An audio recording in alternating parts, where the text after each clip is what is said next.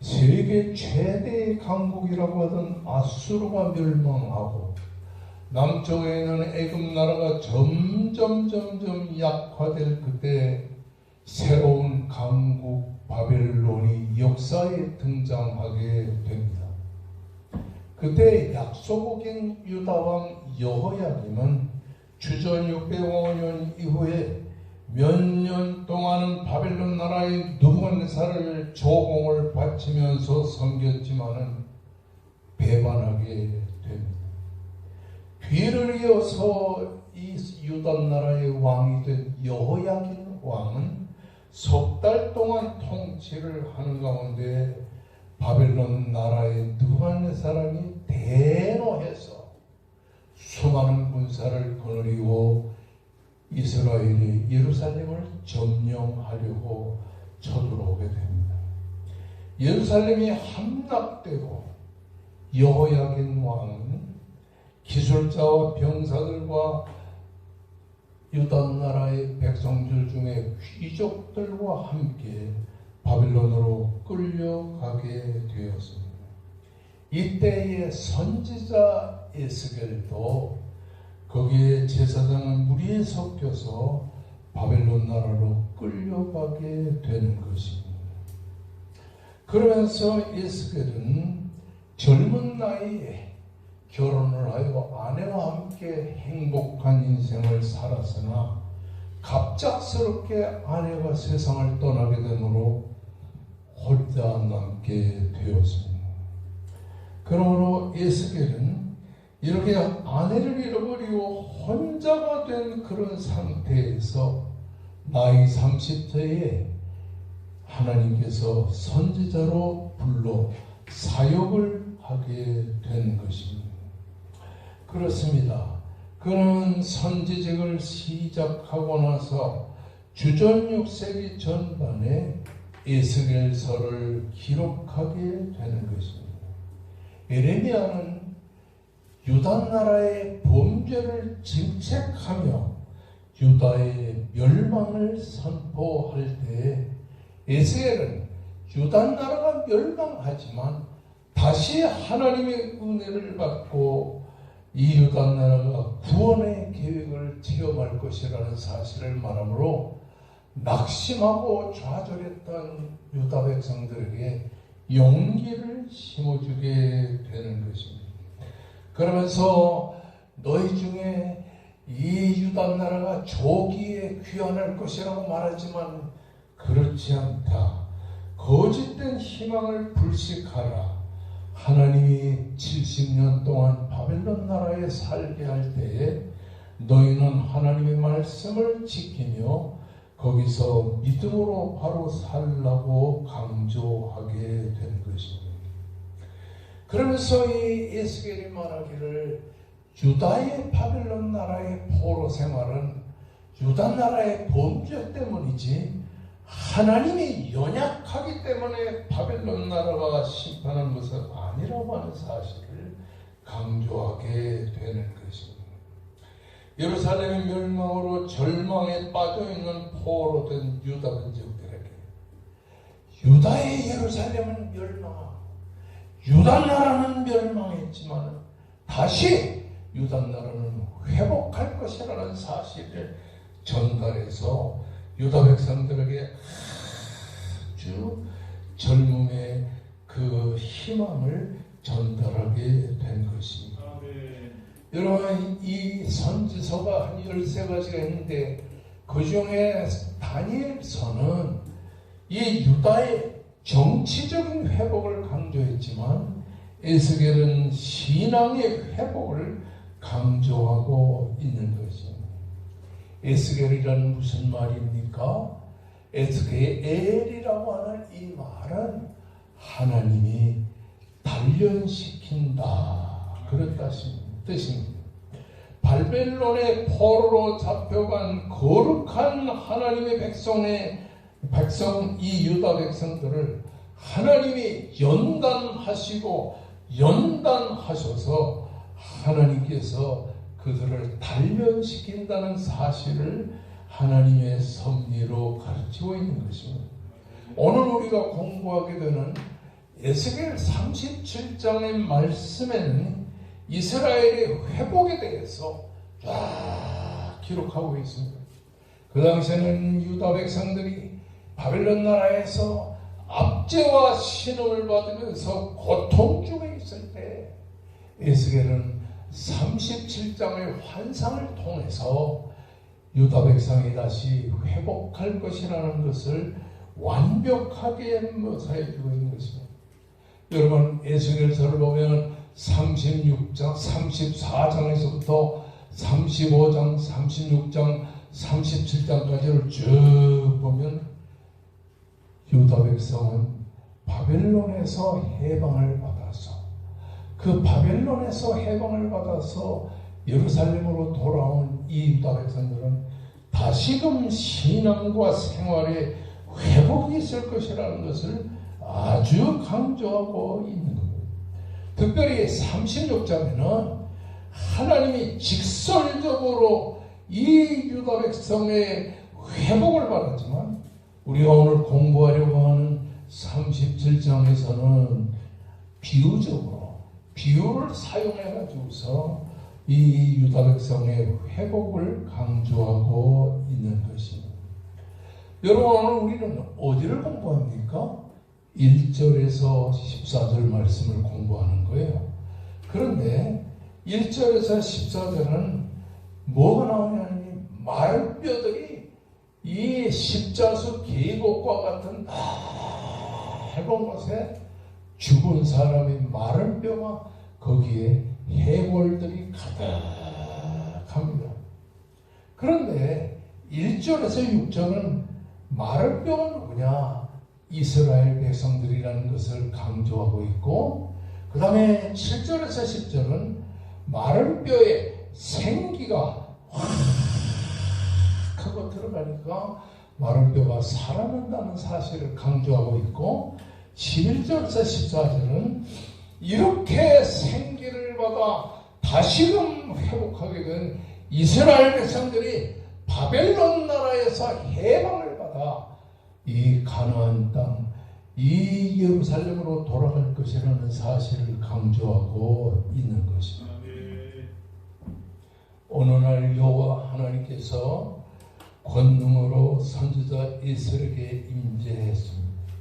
그리고는 하나님의 영으로 에스겔을 뼈가 가득한 골짜기 가운데로 데리고 가셨습니다. 그리고는 에스겔을 그 뼈 사방으로 지나가게 하셨는데 골짜기 지면에는 죽은 사람의 뼈가 아주 가득한 것을 볼 수가 있었습니다. 이때 하나님께서 에스겔에게 말씀하시는 것입니다. 인자여, 이 뼈들이 능히 살겠느냐 말씀하십니다. 에스겔은 그 말을 듣자마자 앞이 소골이 멍해했습니다. 주여께서 하시지 제가 어떻게 알겠습니까? 이렇게 대답을 했습니다.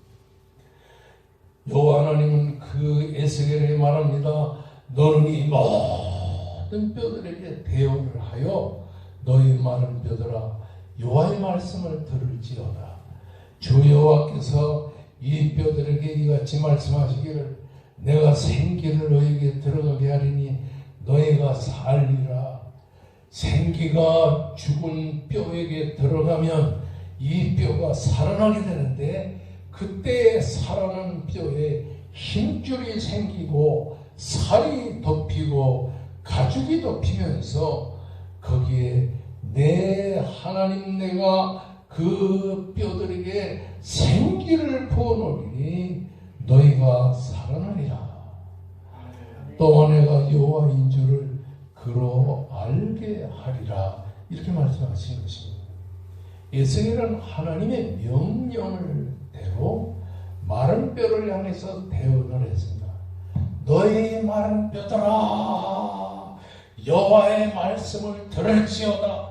생기야 사방에서부터 와서 이 죽임을 당한 자들에게 불어서 살게 하라. 그랬더니 이 뼈들이 막 움직이기 시작합니다. 소리를 냅니다. 그리고는 이뼈, 저뼈, 머리뼈에 목뼈, 목뼈에 어깨뼈들이 막 다 생기면서, 그리고는 그 뼈에 힘줄이 생기고 살이 돋히면서 그 위에 가죽이 덮이면서 하나님은 에스겔에게 말합니다. 너는 생기를 향하여 태어나라. 생기에게 태어나여 이르기를 주 여호와께서 이같이 말씀하시니라. 생기야, 사방에서 불어와서 이 죽음을 당한 자들에게 불어서 살게 하라, 살아나게 하라. 에스겔이 이 하나님의 말씀대로 생기를 향하여 태어납니다. 생기야, 사방에서 불어와서 이 죽음을 당한 뼈들이 살아나게 하라. 그랬더니 생기가 이 뼈들에게 들어가니까 그들이 곧 살아서 일어나서는데 극히 큰 군대가 되었다고 성경이 기록하고 있습니다. 한마디로 죽은 뼈가 생기의 바람을 받으니까 그 죽은 뼈가 다 살아나서 하나님의 큰 군대가 되었다. 이게 오늘날 우리 민족의 현실과 똑같은 것입니다. 여기에 마른 뼈라고 하는 것은 절망 상태에 빠진 이스라엘, 바벨론 나라에서 다 죽은 절망 상태에 빠진 이스라엘 백성들을 말하는데, 그 바벨론의 포로된 그 절망 상태에 있는 이스라엘 백성은 죽은 자와 똑같은 거예요. 그런데 하나님께서 에스겔에게 말합니다. 인자야, 이 뼈들이 살겠느냐? 인간의 생각으로는 결코 이루어질 수 없는 불가능한 일이라는 사실을 지금 강조하고 있는, 인간의 스스로의 힘으로는 절대로 살아날 수 없는 절망적인 상태에 빠진 이스라엘 백성들을 강조. 세계 최고의 열강인 바빌론 나라에 수십만 명이 붙들려 와서 70년 동안 거기서 살면서 노예 생활을 하는 이스라엘의 절망 상태는 죽은 자와 똑같은 것입니다. 이처럼 세계의 열강에 둘러싸여 있는 우리 민족은 죽은 뼈와 같이, 마른 뼈와 같이 지금 다 절망 상태에 빠지고, 한가닥 미국을 바라보고서 이러고 있어. 이 문재인 대통령은 어떻게 하든지 북한을 달래가지고서 살아남아 보려고 애를 썼습니다. 그러나 이 우리 민족의 현실은 마른 뼈같이 절망 상태에 빠져서 어떠한 인간의 힘으로도 이 민족이 다시 일어서기가 어렵다고 하는 사실인 것입니다. 그러나 인자야, 이 뼈들이 능히 살겠느냐? 인간의 힘으로는 결코 이루어질 수 없는 불가능한 현실을 지금 지칭하고 있는 말이지만, 인간적으로는 불가능하지만 하나님은 이 민족을 살릴 수 있다는 사실을 이 본문이 강조하고 있는 것입니다. 아멘. 그렇습니다, 여러분. 인자야, 이 뼈들이 능히 살겠느냐? 인간의 힘으로는 결코 이루어질 수 없는 그것이다. 하나님이 역사하시면 우리 민족은 살 수 있고, 과거의 이스라엘 백성들이 바벨론에서 해방을 받아 본국으로 돌아와 다시 사는 놀라운 역사를 받은 것처럼 이 민족의 앞날에 하나님이 놀라운 축복을 베풀어 주시면 이 민족은 살아날 것이라고 하는 사실인 것입니다. 아멘. 생기야, 사방에서 불어와서 이 죽임을 당한 자들에게 불어서 살게 하라. 여기에 생기는 히브리 말에 루아흐라고 하는 말입니다. 바람을 말합니다. 숨을 말합니다. 호흡을 말합니다. 한마디로 성령의 역사를 강조하고 있는 말입니다. 절망의 와중에 빠져 있어도 성령의 강력한 역사가 임재하면 죽은 백성이 살아나고 병든 사람이 살아나고 실패한 사람이 살아날 것이라는 사실을 말하고 있는 겁니다. 생겨 사방에서 불어와서 이 죽임을 당한 자들에게 불어서 살게 하라. 에스겔이 하나님의 말씀대로 생기를 대언하니까 놀라운 역사가 일어났습니다. 여러분, 이 마른 뼈들이 막 붙었습니다. 뼈와 뼈가 막 붙었습니다. 그리고 힘줄이 보입니다. 살이 덮입니다. 가죽이 덮입니다. 그리고는 소리가 납니다. 그리고는 뼈들이 막 움직입니다. 이 뼈 저 뼈가 서로 마주해서 뼈들이 연결되면서 살이 오르고 가죽이 덮이는 것을 보게 되는 것입니다.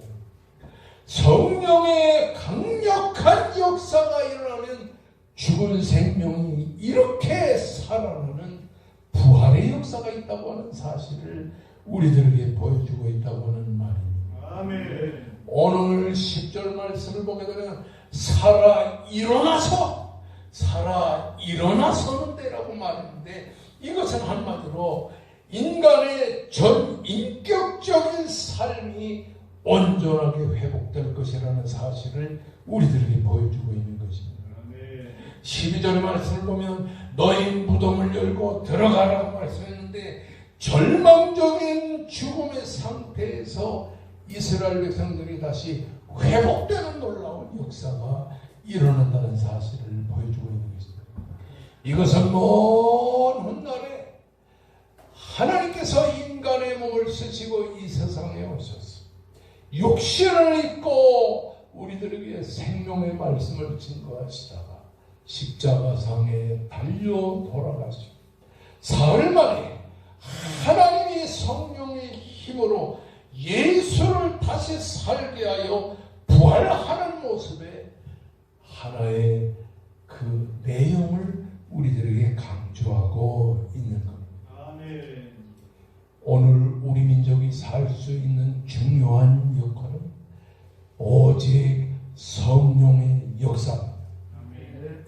성령의 강력한 역사가 있어야 뼈와 뼈가 맞고, 그리고 힘줄이 생기고 살이 덮이고 가죽이 덮이면서 이 뼈들이 일어나서 소리가 납니다. 움직입니다. 그리고는 뼈들이 서로 연결되는 가운데 생기가 그 속에 들어갈 때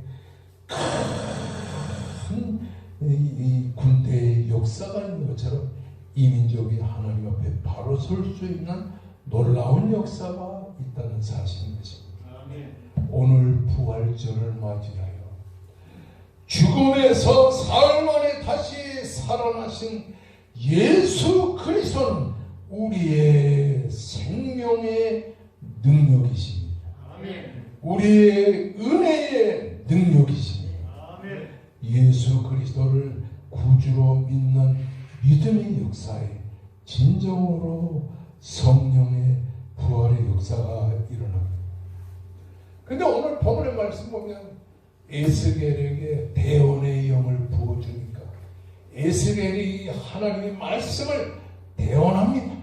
여기에 대언이라는 것은 인간의 말을 증거하는 것이 아니라 하나님의 말씀을 대신 증거하는 목회자의 증거를 말하는 것입니다. 아멘. 오늘 우리에게 새 생명을 주시는 것은 하나님의 말씀인 것입니다.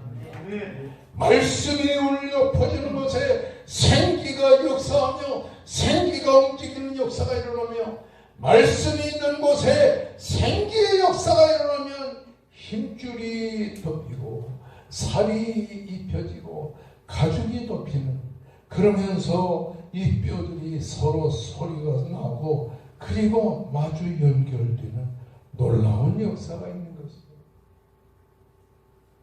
예수 안 믿는 사람은 죽은 것과 같은 것입니다. 그런데 교회 나와 하나님의 생기의 말씀을 받으면 마음속에 뼈와 뼈가 맞고 살이 덮이고 가죽이 덮이면서 거기서 살아 움직이는 회개의 소리, 찬송의 소리, 은혜의 소리가 들면서 이 신앙이 회복되게 되는 것입니다. 이스라엘이 이렇게 환상 중에 에스겔을 통해서 보여준 이 놀라운 이 생기의 역사죠. 그래서 하나님은 이스라엘 백성들을 가나안 땅으로 다 돌아가게 하여 무너진 성벽을 세우고 무너진 그 성곽을 다시 세우고 이스라엘이 다시 살아 역사하는 은혜의 역사가 일어나는 겁니다. 오직 우리를 살리는 것은 생기, 성령의 역사입니다. 오직 우리가 살아나게 되는 것은 하나님의 말씀인 것입니다. 말씀이 울려 퍼질 때 성령의 생기의 역사가 일어나면서 이 민족도 하나님 앞에 바로 설 수 있을 것입니다. 죽은 자가 살아나는 부활, 이 부활의 역사가 우리의 마음과 생활에 항상 함께 하시기를 주의 이름으로 축원합니다.